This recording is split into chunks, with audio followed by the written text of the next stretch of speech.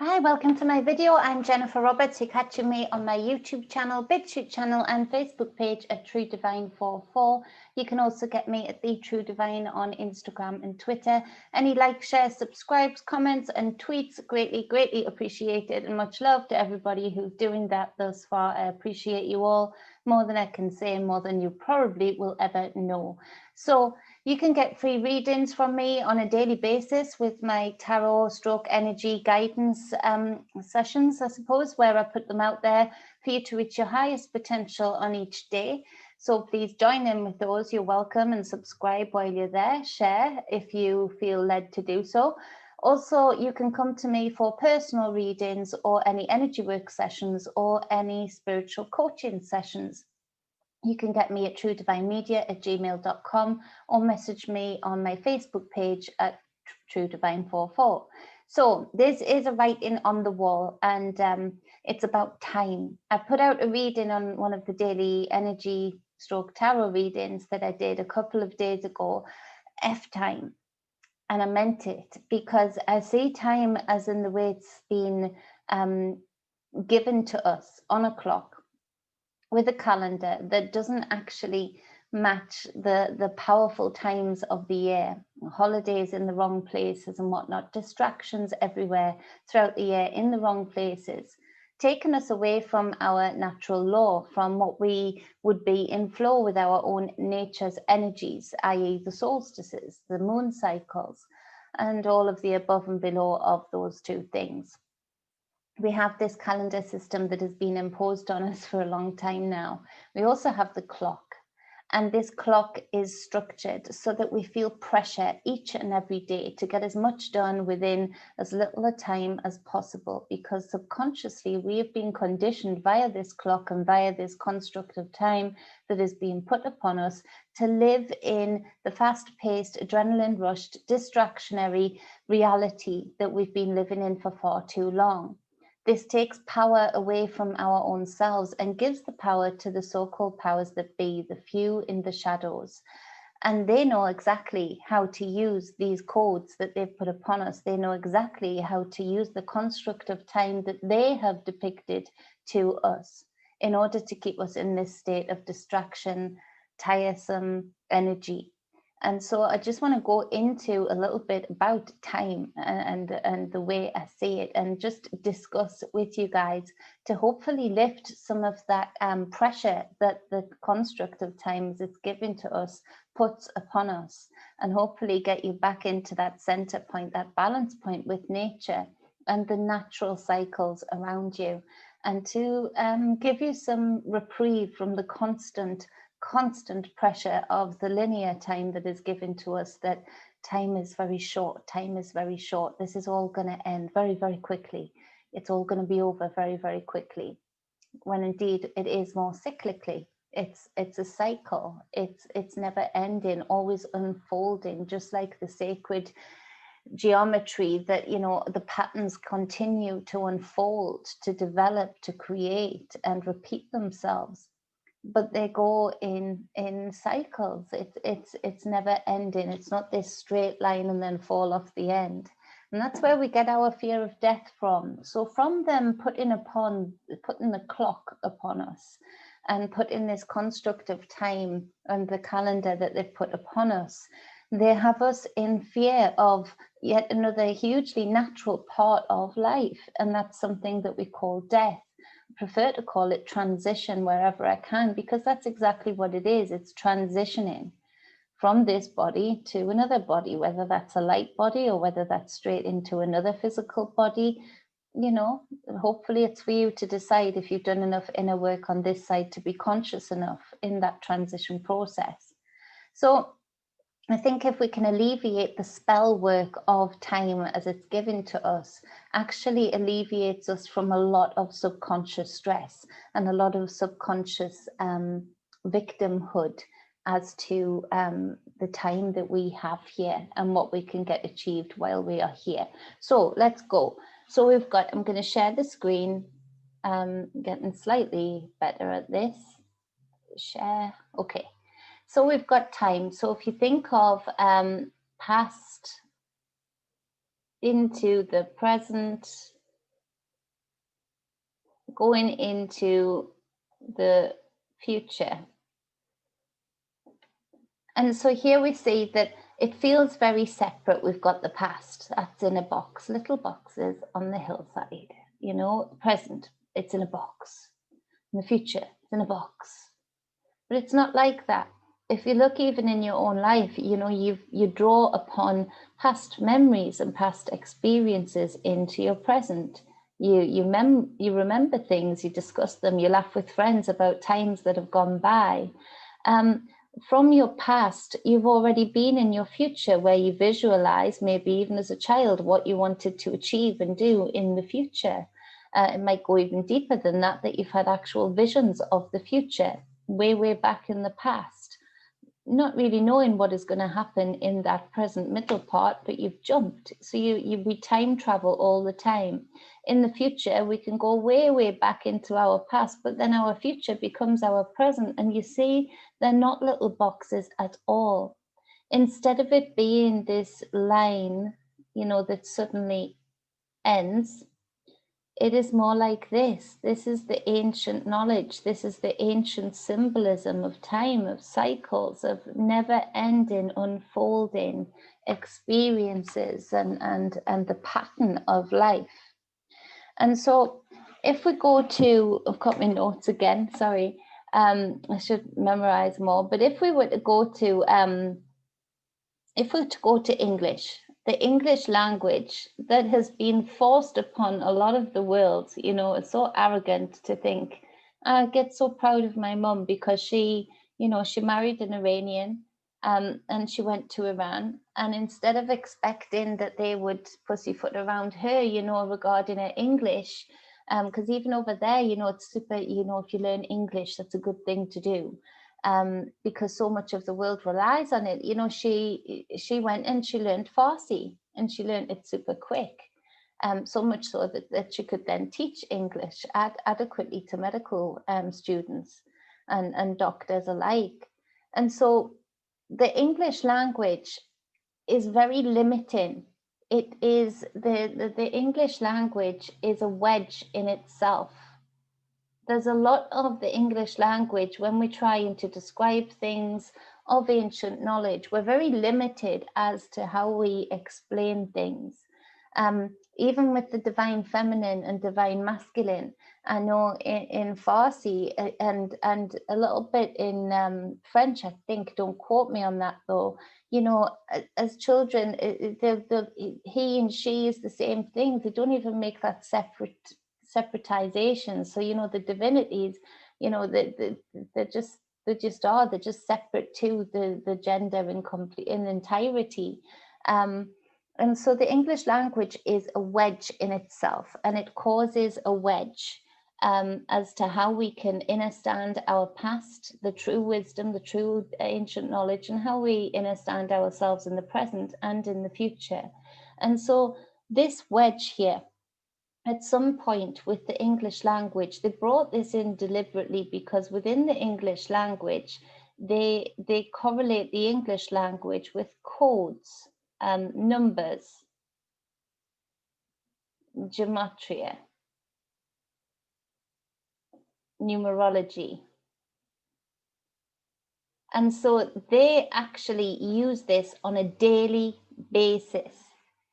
They use this on a daily basis, correlating the alphabet with the codes. And once you start looking into this and you look at the headlines for each day that they're trying to do, you see that it's a spell. They're doing spell work with a language that they have imposed or they have utilized to the greatest extent without our knowledge. So when we are when we're reading headlines, you know, if we read the headlines, whatever they want to depict, so maybe fear because of COVID, there's certain headlines of certain stars, all of their names will add up to a certain code.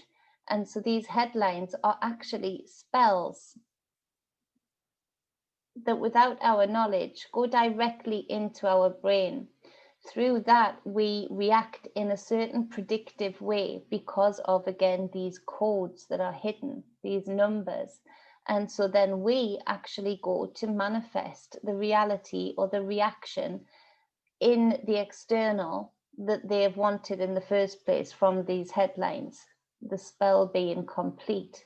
So it's important that we see this. It's important that we have knowledge of this, because once we have knowledge of this, it's far harder for them to infiltrate our mind with their spell work, with their codes and with their numbers, and be able to manifest the reality that, let's face it, has been serving the very few for a very long time in a very unfair way. And now is the time actually that we can see this most. Right now, what we have done, if you look at time, if you look at a pair of jeans, if you keep a pair of jeans long enough, yes, you're going to have a lovely pair of vintage jeans, but you know that in the future you're going to be able to wear them and they're going to be on point fashion, because time keeps repeating, history repeats. Well, I think history has only started to repeat to the extent that it has repeated for so long is since these shadowy figures started doing this with their numbers and codes and the English language, causing that wedge. And this being at the heart of the way that they build up the matrix right under our nose and right around us without us even knowing it, without us even seeing it. And so this is where we see with these pair of jeans, if we look at if we look at what's happening now, just like a pair of jeans, we have time traveled into the future from World War II, let's say, because right now there are a lot of similarities, and I've done a couple of videos on it of and I know some people sent an email or two, you know, getting offended that I was equating World War II to now, and it's not as bad as World War II. Well, it's getting there, and World War II didn't just start with a bang. You know, there was lots of headlines, posters, spells. Hitler and his cronies, the royal family in the UK here, all into their esoteric knowledge, all into their occult knowledge. Indeed, one of Hitler's and his troops' main key focus was to unearth artifacts, spells, invocations that would give him the abilities to do what he knows his ancient ancestors did. And so it is very similar. We have gone back in time. We've time traveled into the past. We are reliving the preemptive strikes of the so-called powers that be, the few, the shadows of World War II in the now. And so we are both in the past and the present. So this gives us a time now to be able to really understand and feel those questions that we had previously regarding how did so many people get fooled? How did so many people lose their ethics and morality and start snitching, you know, telling on neighbors for things? How did friends and families round up other friends and families that they'd previously broke bread with? Well, we see that right now. Through the spell work, we see exactly the same things. And now we can truly understand, well, we know how. We know how because they're using this spell work, this conditioning, this control system to have the people who are masked attacking the people who are not masked, and vice versa. To have the people who are on one side of the political party attacking the other side, and vice versa. So you see that now we have an opportunity here. We have a real gift here, because with this knowledge, with us being able to truly see that we have traveled both back in time, but we're still in the present moment. And we can truly understand the inner workings of this control system of the English language, the headlines, and the few. This is where we can start to unpick and unravel what they're doing. And so this is where we can actually break the chains and break the links of history repeating, and hopefully going forward in our future for our children, we can break that link of history repeating so that they aren't facing World War II with different characters, but the similar aspects of control and oppression in their future. And so this is where we are sent here now at this moment in time to do this, to be this break in the chain, to be able to liberate the future, to harness the future. But with this being said, we are time traveling. Right now, we are feeling the preemptive strikes that our loved ones felt. We are feeling the kind of control and oppression and lack of freedom of speech that our loved ones felt. And so, but now if we can understand where we are at with this in time, we can actually preemptively strike by not accepting, as so many did back then, these controls and oppressions that are happening right now, and truly breaking these chains once again. So if we look at time travel, as I've just spoken about there is this movie, and it's a bit of a silly movie, but lots of esoteric knowledge in it. And it's Ready Player One? And it's about virtual reality headsets. Everyone's in the future, and the only way to sort of make it, unless you are the few, is to compete in this virtual reality game, you know, and gain wins. And it's a cult like following of this game. And so one young boy understands that what the game maker, the maker of the game, the game designer, was getting at. And so at some point where everybody races forward in their cars to try and get to their future, i.e. the money, the jackpot, he takes a chance on real fast reversing back in the car. And a hatch door opens and he goes down a ramp, and that's where he finds the glitch. That's where he finds the glitch in the game that gives him the key to winning the game, the hidden Easter egg, I think they call it. And so, again, esoteric knowledge with that Easter egg. And so this is where we see that if we can truly put ourselves in reverse and understand the past, we immediately affect our future and our children's future. But what the English language has done is it has put us in a continuous state of reverse. And so we've got this what English giving us a very limited context in which we can understand the ancient knowledge and wisdom that was ours. It's ours to have. We've already lived it, you know, lifetimes previous to this. It is ours as well as theirs, but you know, they've had it for a long time. We need it back. So the English language is a wedge between us and our easy understanding of ancient knowledge. And so then with these numbers and codes, they've put us in a reverse cycle, where instead of going forward and expanding in the wheel, we keep repeating history, yes, with different characters, with different dates, but the same things keep happening at different points in history. The same ways of control and oppression keep working on people. And this is because, again, the shortened lifespan, it means that they can keep rewriting history.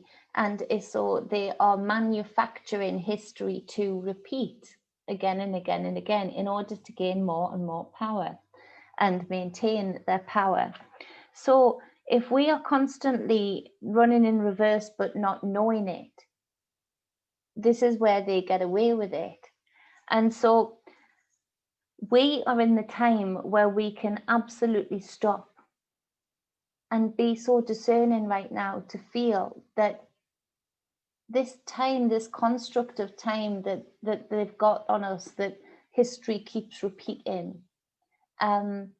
Biblical stories, you know, people keep waiting for the savior. The same games and tricks keep working on us. Then this is such a powerful time, and this is such a gift to be here at this time. If many in the collective can get this knowledge and understand it and demand different, even just having this knowledge and them feeling that we have this knowledge takes the power out of them to be able to do that spell work, to keep us on this straight line, so that when history repeats, a lot of us have either forgotten because we've been brainwashed by propaganda. So there's breaks in the lines. So nobody is carrying forward the knowledge of, hold on a minute, they did exactly the same then. You know, they're manufacturing this to repeat. So this is where we need to break that chain, but also stop them from being able to break these chains. And so we are in a time for that right now, and it's a crucial time. So we are in a state of remembrance right now. As I said, we've traveled back into World War II times, you know, the preemptive strikes of World War II, let's say.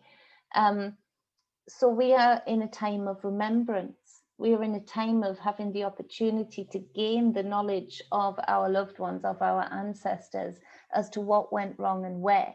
And so this is where we can move past this manufactured repetitive history.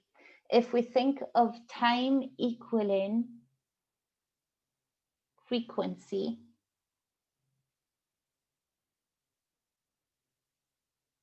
consciousness,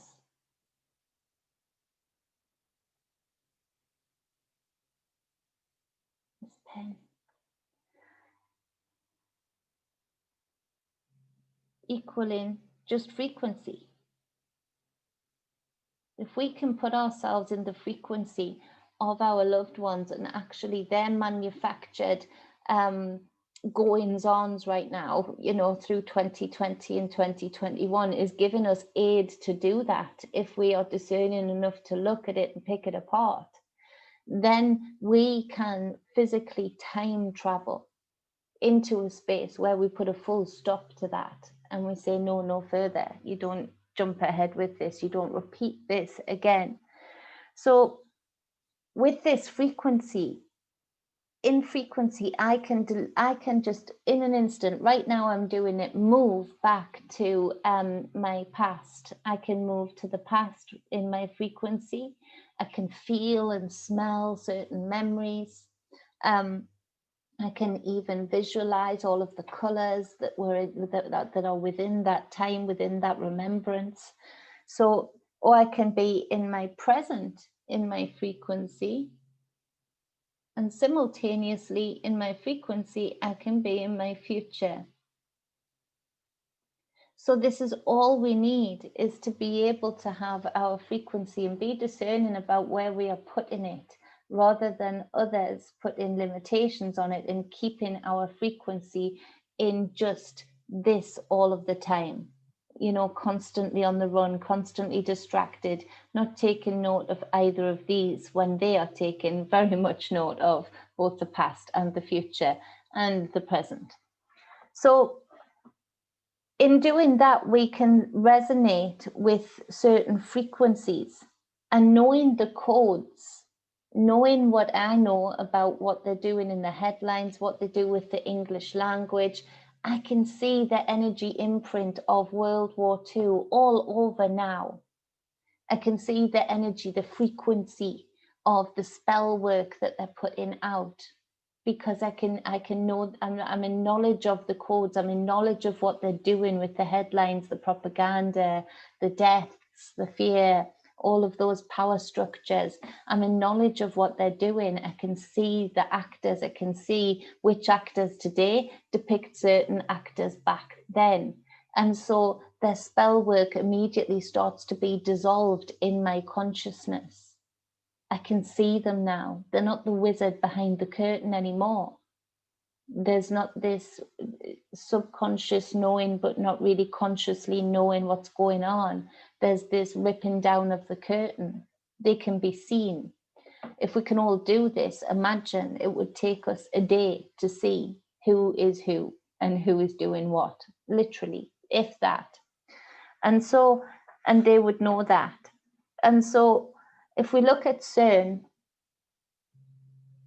and what they are doing right now, they've been perfecting for a very long time of time traveling back and forth to bring in at different stages in the line, different fear tactics, different oppressions, different good times, you know, to keep people quiet, and then, you know, austerity times, you know, to keep people, you know, on that roller coaster.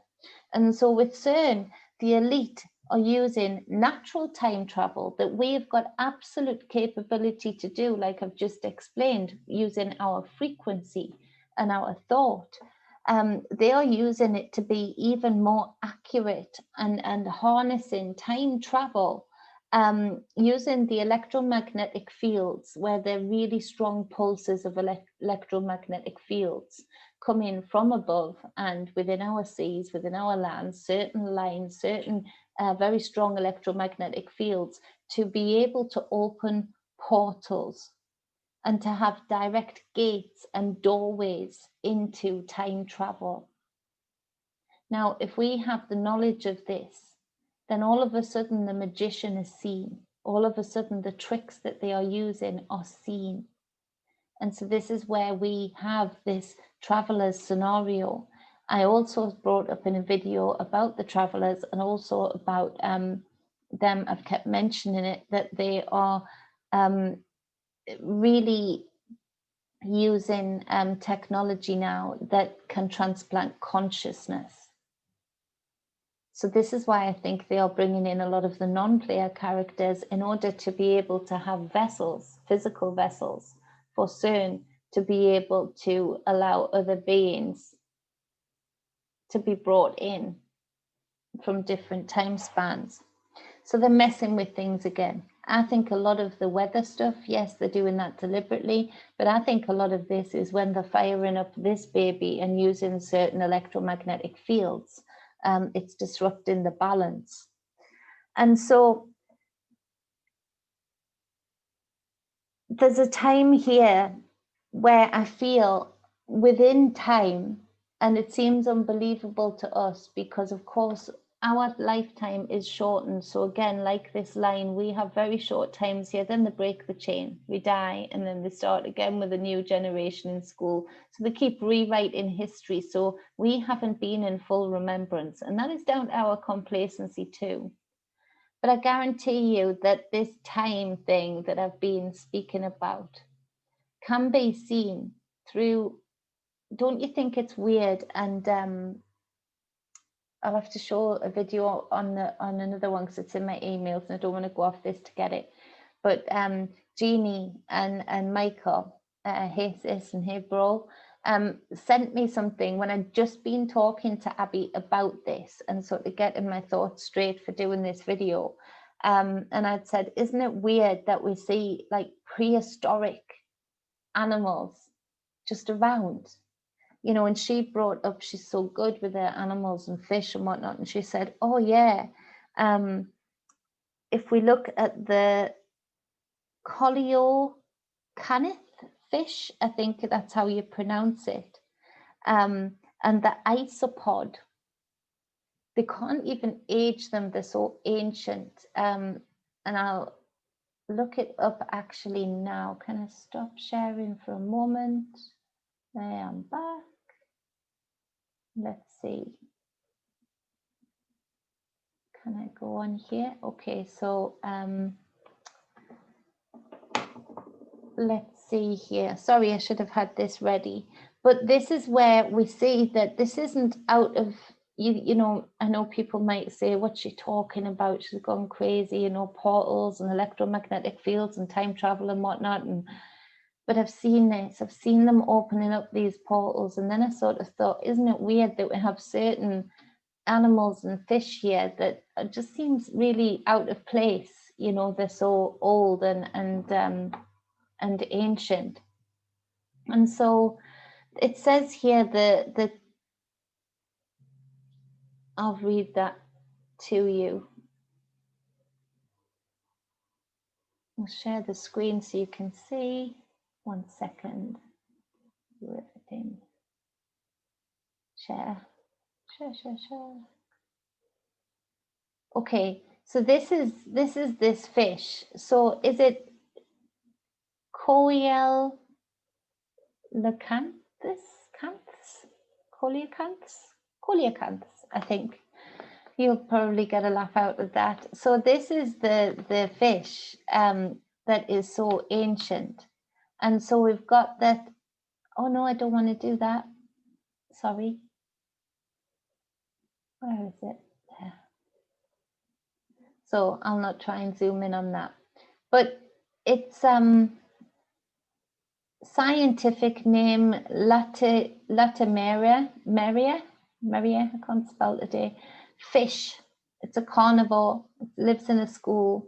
Average lifespan in the wild up to 60 years. Size 6.5 feet, 198 pounds. Relative to a 6-foot man, that's the scale. Wow. So it's a primitive looking, pronounced coelacanth, so I was way off, so you can't have a good laugh at that. Was thought to have gone extinct with the dinosaurs 65 million years ago, but its discovery in 1938 by a South African museum curator on a local fishing trawler fascinated the world and ignited a debate about how this bizarre lobe-finned fish fits into the evolution of land animals. So you see what I mean? It seems to have disappeared and then somebody all of a sudden finds it. This is a huge fish. There are lots of fishermen and lots of fishermen's stories. I'm telling you, time isn't what they're saying. And when I say collapsing timelines and things like that, they do. And we are going through huge collapses in timelines. Well, not collapses, but I'll go back on the sketch pad. But if you look at, 1 second, how will I depict this? How I see it sometimes is that if we've got this time span that we're on, there's this dip when at the same time there's this rise, and we see the entry of things like that fish all of a sudden just pop up. That's how I sort of see it in a lot of ways. Or almost like if we're going along the timeline, a loop, a hole that things can go to and from. But maybe, only maybe, when certain things like CERN is fired up, or the electromagnetic fields are strong enough, or have the right kind of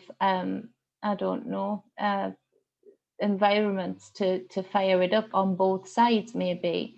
So I don't know the equation of it. I just know what I see and I know what I feel. And so this is where time is so different to what they tell us anyway. And so if we look at the isopods just quickly, just for a bit of fun, where is it? Okay, I don't want just United Kingdom. So isopod. And what's weird is Michael and Jeannie sent me something about an ancient fish, and I couldn't believe it because that was on the same day. So it was such synchronicity. So I knew I needed to speak about this. But I mean, look at these. They're like giant woodlouse, but just in giant form. I mean, if that isn't an alien, I don't know what is. Look at that. So they're aquatic. And so what does it say about them?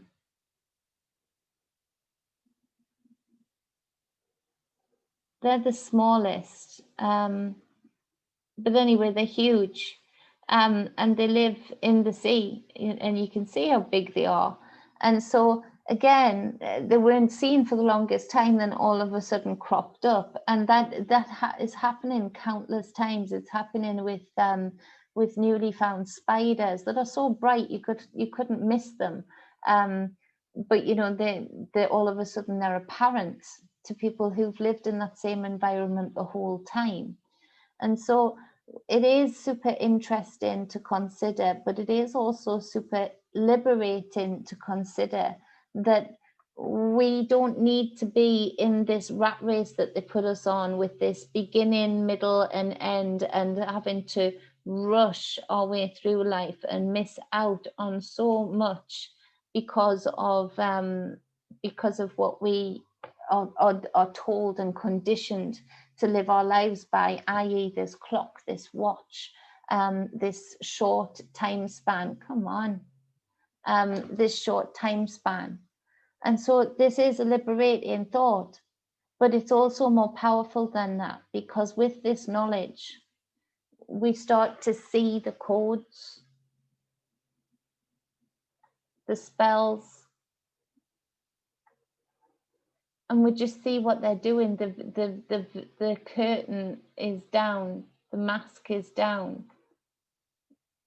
That terrifies them. If we could all grasp certain ancient knowledges like this, they would be terrified, because it only works when we're kept in the dark.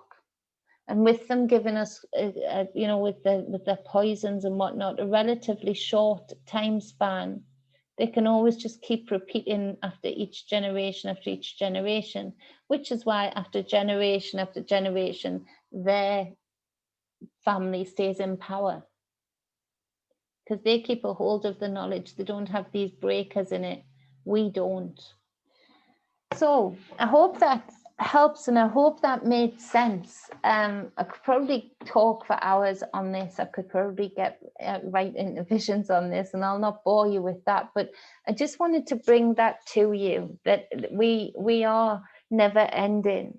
But this time construct that they've put on us, F time, you know what? Because it is such a huge part of the oppression and the spell work that they do.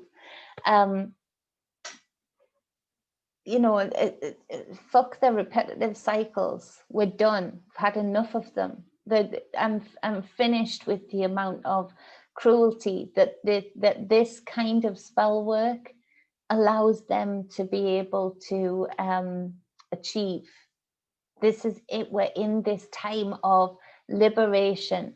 We're in this time of liberation, but we need to have the discernment and the truth-seeking energy of the Page of Swords, and the straight-talking energy of the Queen of Swords, and the authority of the King of Swords, to be able to seek this knowledge out, to be able to make it known that we know this.